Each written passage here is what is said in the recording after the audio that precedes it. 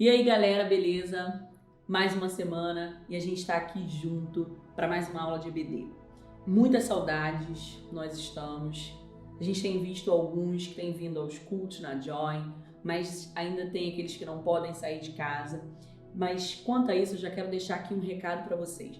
Na próxima semana, sem ser esse domingo agora, em que você está me assistindo, no outro domingo, depois da aula de EBD, depois do almoço, mais ou menos, a gente tá dando um jeito da gente se ver. Como é que vai ser isso? A gente vai fazer um drive-thru. Você vai passar aqui no estacionamento da igreja, dentro do seu carro. Se você não tem carro, você vai vir de bicicleta com sua família e você vai passar por aqui, vai receber uma oração, vai receber uma palavra de nós que somos seus líderes.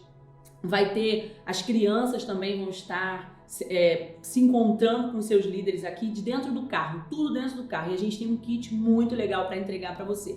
Então a gente está dando esse jeito para a gente poder se ver, tá bom? Enquanto isso, hoje ainda a gente vai se ver por aqui pela tela e a gente vai estudar mais uma lição e que Deus possa nos abençoar e abrir a nossa visão, a nossa mente, o nosso entendimento para que a gente possa receber aquilo que Deus quer falar com a gente. Feche seus olhos, vamos orar nesse momento. Pai, em nome de Jesus, nós nos colocamos diante da Tua presença. Senhor, queremos, nesse momento, abrir mão de tudo aquilo, Deus, que nos atrapalha de ouvir a Tua voz, de entender o que o Senhor tem revelado para nossas vidas. Abre os nossos ouvidos, os nossos corações e ensina-nos nessa manhã, ensina-nos nesse dia, Senhor, a sermos, ó Deus, melhores do que já somos, Senhor, a fazermos, ó Deus, aquilo que agrada ao Teu coração. Senhor, obrigado por estar aqui, obrigado por esse momento, em nome de Jesus, amém, amém. Bom, a nossa lição de hoje vai falar de testemunho. E o título da lição é O Meu Testemunho, Ele Fala por Mim. O meu testemunho fala por mim. Será que o nosso testemunho fala mais do que as nossas próprias palavras, do que aquilo que a gente fala? A gente vai entender um pouco disso, tá? Em que sentido eu testemunho? Como que eu vou testemunhar? O que é o testemunho? O que é testemunhar? O texto bíblico, Tito 2:8, ele diz assim: use linguagem sadia, contra a qual nada se possa dizer, para que aqueles que se lhe opõem fiquem envergonhados por não terem nada de mal para dizer a nosso respeito. Tito 2:8. Usar a linguagem sadia, ele está dizendo isso, use linguagem sadia. Sabe para quê? Para quando alguém que lhe opõe quiser falar alguma coisa contra você, ele fique envergonhado, porque não tem nada a dizer ao seu respeito. Sabe que a gente tem sempre alguém olhando para os nossos comportamentos, olhando para a nossa vida, para apontar um erro e dizer: ah lá, mas ele não é crente? Ih, mas ele não é líder de GECEL? Ué, ele não frequenta lá a rede Join? Ela não dança lá junto com a Carol da dança? Ela não participa da CIA Atrios lá das artes junto com o pastor Arnaldo? Como que pode estar fazendo tal coisa? Quando as pessoas olharem o nosso comportamento, elas precisam não ter o que dizer ao contrário daquilo que nós fazemos. Se somos crentes, se somos cristãos, nos comportamos como tal. É isso que Tito está dizendo. Para que as pessoas, quando apontarem o dedo, não tenham o que dizer. Fiquem envergonhados, porque não têm o que dizer. A gente vai falar sobre testemunhar e é muito importante que o nosso testemunho fale muito mais do que a Bíblia que nós carregamos debaixo do braço para ir para a igreja, do que a roupa que nós vestimos para ir para a igreja. As nossas atitudes precisam falar por si só. Nós fomos chamados para imitarmos a Cristo. A lição passada a gente falou sobre amizade e eu falei aqui na conversa com o Cauã e a Júlia que a gente tem uma tendência a ser influenciado, imitar o amigo, imitar alguém. Eu falei que era legal que a gente imitasse a Cristo, que a gente fosse influenciado por Cristo, que a gente influenciasse por causa dele, com atitudes que fossem boas para que o nosso amigo fizesse a mesma coisa. E a gente foi chamado para ser imitador de Cristo. Quem é o nosso modelo? O nosso modelo é Cristo. O nosso modelo é Jesus. Se a gente imitar a Cristo, a gente consegue ser santo. E ser santo significa ser separado. Foi o que Cristo fez. Ele, quando veio ao mundo, ele teve a tua idade, ele teve a nossa idade. E Jesus, quando tinha 12 anos, que é basicamente a idade de pré-adolescente, por um dado momento ele se distancia dos seus pais, e quando eles voltaram para procurar Jesus, Jesus estava no templo, junto com homens mais velhos, com pessoas mais velhas. Jesus estava ensinando, estava conversando, estava aprendendo, e a palavra de Deus vai dizer que ele crescia em sabedoria, estatura e graça diante de Deus e diante dos homens. Então Jesus, com 12 anos, ele não estava jogando Free Fire, ele não estava enfiado no jogo, no celular, no TikTok. Ah, Thaís, naquela época não tinha. Mas vamos pensar, se fosse num tempo moderno como nós estamos hoje, será que Jesus faria o que nós fazemos, o que você faz? Será que os teus comportamentos são parecidos com o de Jesus quando ele tinha 12 anos? Isso fica para a gente pensar. Ele viveu como a gente, ele teve as mesmas necessidades que nós temos. Ele teve as oportunidades de negar, ele teve as oportunidades à sua vista para pecar, mas ele não cometeu pecado, ele não fez o que nós muitas das vezes fazemos. Ele não se contaminou de jeito nenhum com aquilo que o mundo poderia lhe oferecer. A gente vive no mundo, a gente vai para a escola, a gente joga futebol no campinho, a gente faz amigos no curso, a gente tem um monte de lugares para a gente ir. A gente não se relaciona apenas com pessoas que são crentes, com pessoas que frequentam a igreja. A gente se relaciona com pessoas que estão em todos os níveis, em todas as situações. A gente se relaciona com todo tipo de pessoas. A gente se relaciona com pessoas de outras religiões, a gente se relaciona com pessoas que têm os pensamentos diferentes de nós. E como que a gente vai conviver com essas pessoas? A gente vai rejeitá-las? Não, a gente não pode estar junto? Não, de jeito nenhum. Mas o que a gente está fazendo revela para elas o Deus que nós servimos? O que a gente conversa mostra para elas que a gente tem uma vida de um cristão de verdade? O apóstolo Paulo, o apóstolo Pedro, ele disse: tornai-vos santos, sede santos porque eu sou santo. Ser santo é ser separado, já disse isso. Separado para quê? Para fazer a vontade de Deus. A gente precisa, mesmo que a gente esteja no mundo, mesmo que a gente tenha contato com essas pessoas, a gente precisa fazer a diferença. O meu testemunho fala muito mais, ele precisa falar muito mais do que aquilo que eu simplesmente posso dizer. Quem deve ser santo? Eu, como cristão, preciso testemunhar acerca de Cristo. E meu testemunho diante de minha família, meus amigos, no lugar onde eu moro, na escola, como eu já disse, no campo de futebol, nas festas, enfim, é ficar longe do pecado que me afasta de Deus. Isaías 59 diz que meu pecado faz separação entre mim e Deus. Se não quero me separar de Deus, devo evitar todo tipo de pecado. E o que é pecado? Pecado é tudo aquilo que não agrada a Deus. Aquilo que eu penso, aquilo que eu falo, aquilo que eu faço, aquilo que eu sinto que não agrada a Deus. Tudo aquilo que eu posso fazer de errado, que parece errado, é pecado. Que não vai agradar a Deus é pecado. É errar o alvo. Pecado é ir no sentido contrário do que a palavra diz para nós fazermos, do que Deus requer de nós. Pecado, aí se a gente for dar exemplo, pecado é mentir, é desobedecer os pais, é ser violento, é falar mal dos outros, é não ser sensível à necessidade dos outros, não se relacionar bem com os outros, confiar em deuses de outras religiões, enfim. Há uma lista de coisas que nos afastam de Deus. E se a gente quer ser um pré-adolescente que agrada a Deus, a gente precisa estar e fazer as coisas que lhe agradam. Fugir da aparência do mal, fugir do pecado, usar uma boa linguagem para que as pessoas não tenham o que apontar de nós, como nós já dissemos aqui. O que deve ser santo? O que eu devo ser santo? Como cristão, preciso testemunhar acerca de Cristo.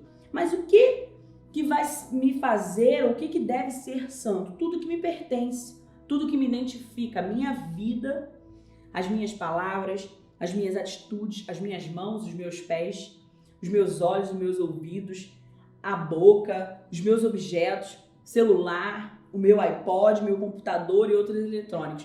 Thaís, que loucura é essa? Como que meu celular vai ser santo? Como que o seu celular vai ser santo? Quando você faz uso dele para aquilo que agrada a Deus. Vamos entender? Nem tudo que a gente acessa pode ser agradável aos olhos de Deus. Sim ou não? O tempo demais que eu passo no meu celular, que eu gasto demais no meu celular, que eu poderia fazer outra coisa, e as oportunidades que a internet, o celular me proporciona, que me afastam de Deus, isso não me torna santo. Meu celular, os meus eletrônicos, os meus pés, os meus olhos, aquilo que eu assisto, tudo isso deve ser santo, deve ser separado para Deus, para agradar a Deus. Se o que eu assisto não agrada a Deus, eu preciso, peraí, o que eu vou assistir? O que eu tenho que assistir? Isso aqui não tá legal, tem alguma coisa errada. A gente precisa lembrar, a internet hoje está acessível, a gente tem tudo aí. Quantas curiosidades você já não teve e sozinho você não já acessou no seu telefone, no seu computador? Quantas oportunidades de estar sozinho porque sua mãe não pega seu celular, seu pai não pega seu celular, talvez, mas deveria.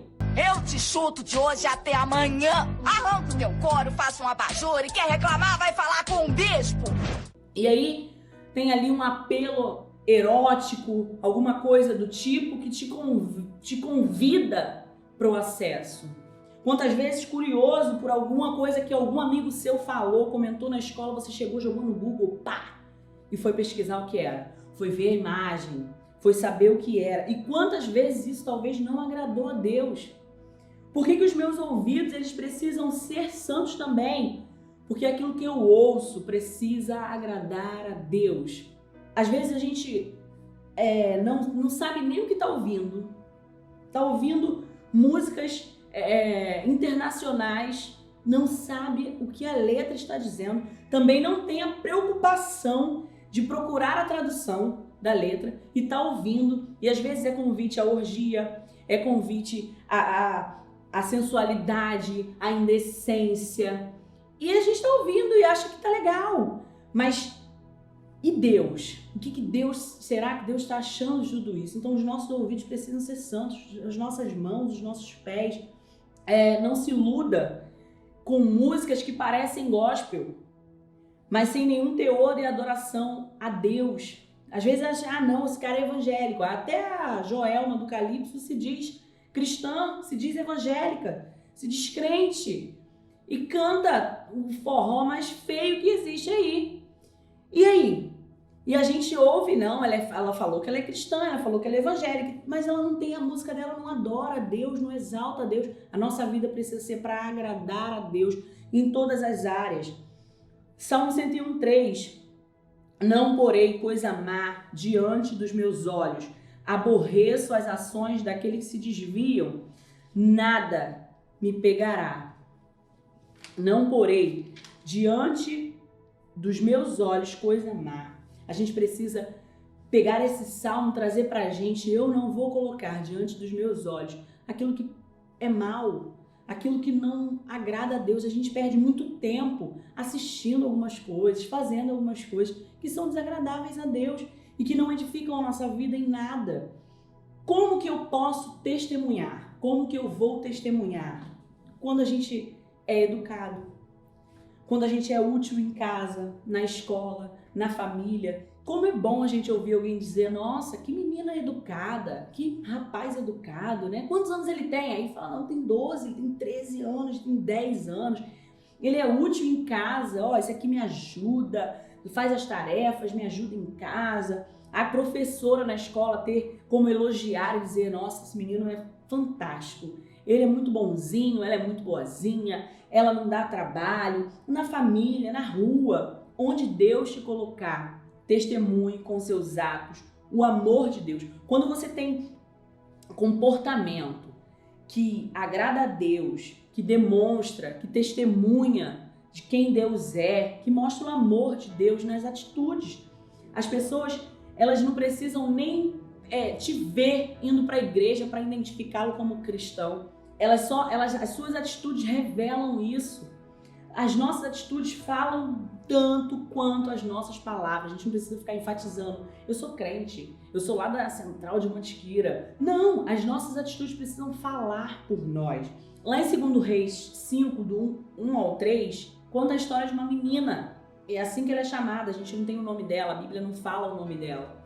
Mas ela é levada para a Síria, escrava, ela vai servir a senhora, que era a esposa do general do exército da Síria.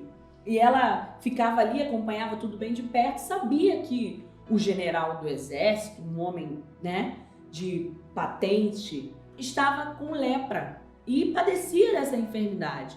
E ela vai olhando isso, ela fala uma frase que vai mudar a história daquele homem, que muda aquilo ali completamente. Ela diz assim: antes o meu Senhor estivesse diante do profeta que está em Samaria, ele o restauraria da sua lepra. Está lá no versículo 3. Por causa dela, o oficial Naamã foi ao encontro de Eliseu e encontrou a cura. A gente conhece essa história, ele manda ele mergulhar no rio lá. Mas se não fosse a menina que estava ali e tem um comportamento de falar, um gesto de falar, quem dera, antes ele estivesse lá diante do meu Senhor. E depois essa menina a gente não vê mais falar nela. Ela teve o seu momento, ela teve a sua participação na história da vida de alguém, porque ela testemunhou de um Deus que poderia curar. Ela citou o profeta e ela sabia que o profeta servia ao mesmo Deus que poderia curar Naamã da sua lepra. Nós temos que entender que não há idade para falar do amor de Deus. Não tem idade para falar do amor de Deus. Não pense você que isso é para a galera que está mais velha, que isso é para o seu pai, que é para o pastor, que é para o evangelista da igreja. Não, é para você. As tuas atitudes vão revelar Deus. Ninguém deve desprezar a capacidade do outro apenas por ser novo. Ninguém vai desprezar você quando você falar alguma coisa, quando você fizer alguma coisa que revele o caráter de Deus.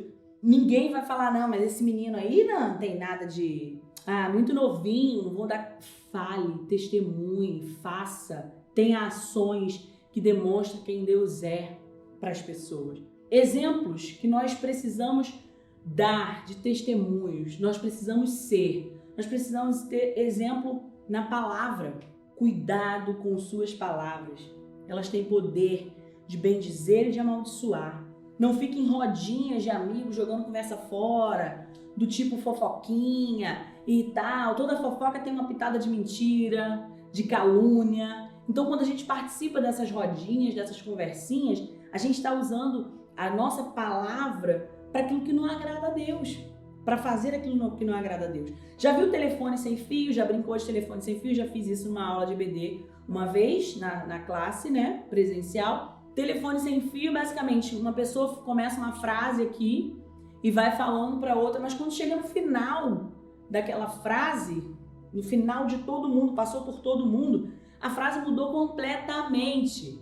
Não tem nada daquilo que começou lá no início. A fofoca é assim, começa aqui pequenininho, um negocinho, vira uma coisa gigantesca, porque eu achei que era isso. Aí você já falou para outra pessoa, a pessoa entendeu errado, já falou para outra, e vira uma bola, vira um negócio horroroso. Aí entra a mentira, entra a calúnia, entra tudo isso.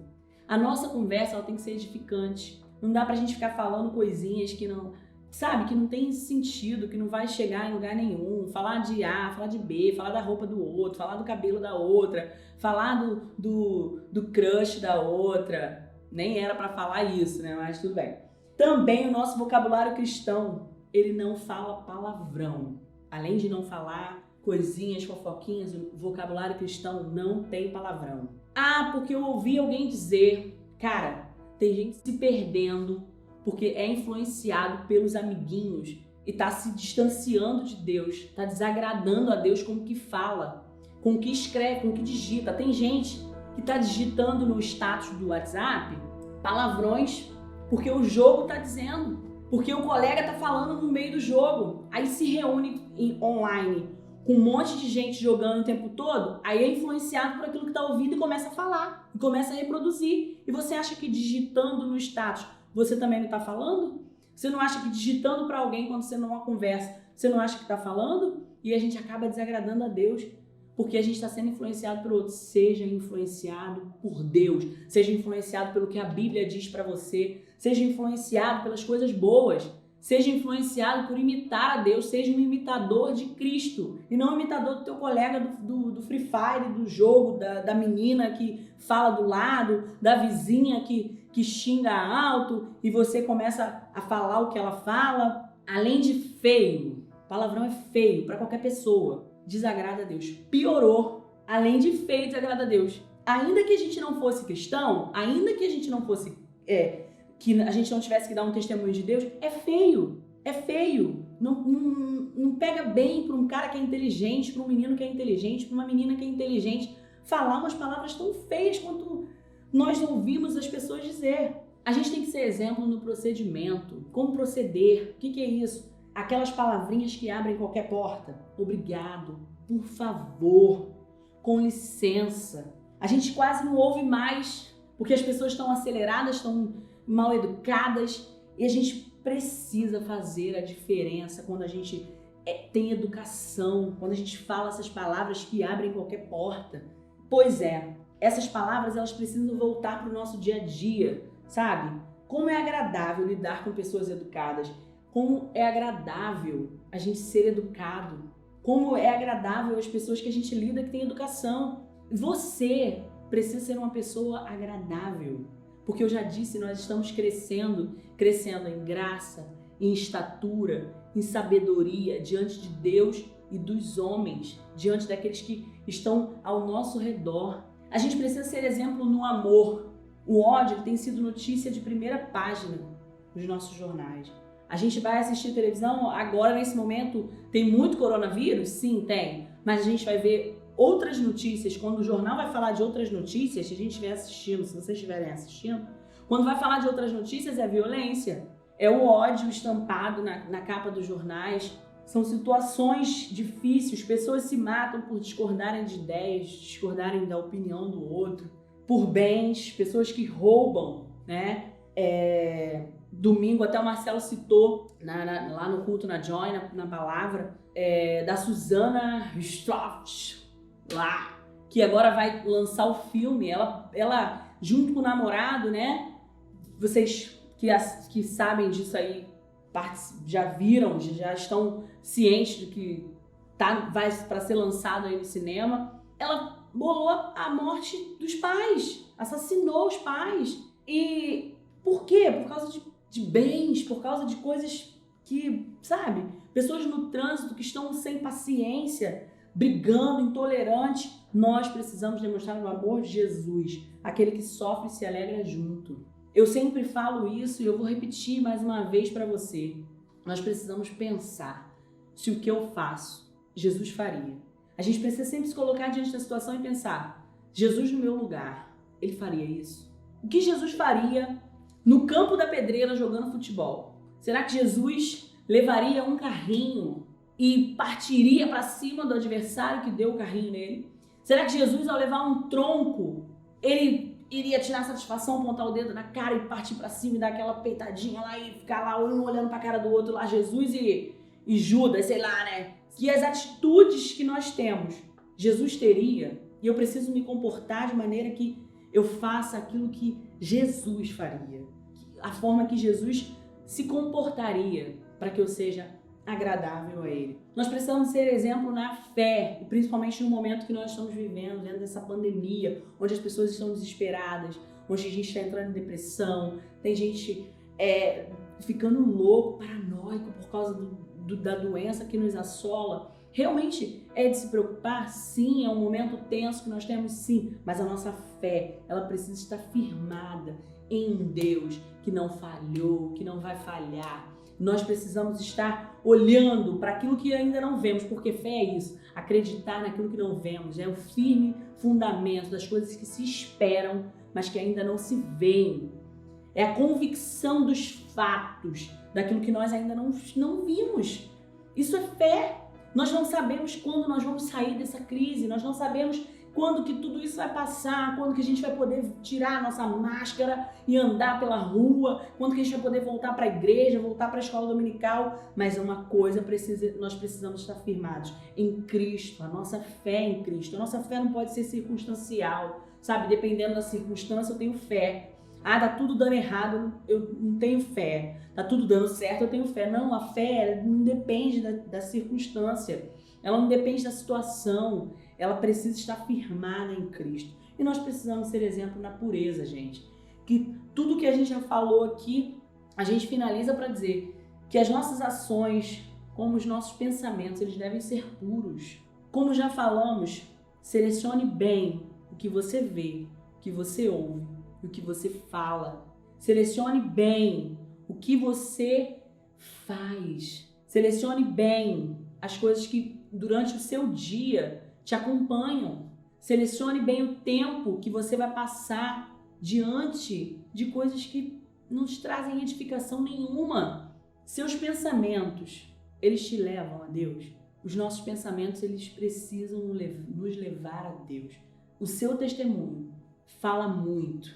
Por isso que nós precisamos ser exemplo, ter exemplos a dar na palavra, no procedimento, no amor, na fé e na pureza. Que Deus abençoe a sua vida e que você seja a Bíblia que o mundo vai ler. Que Deus te abençoe e até semana que vem.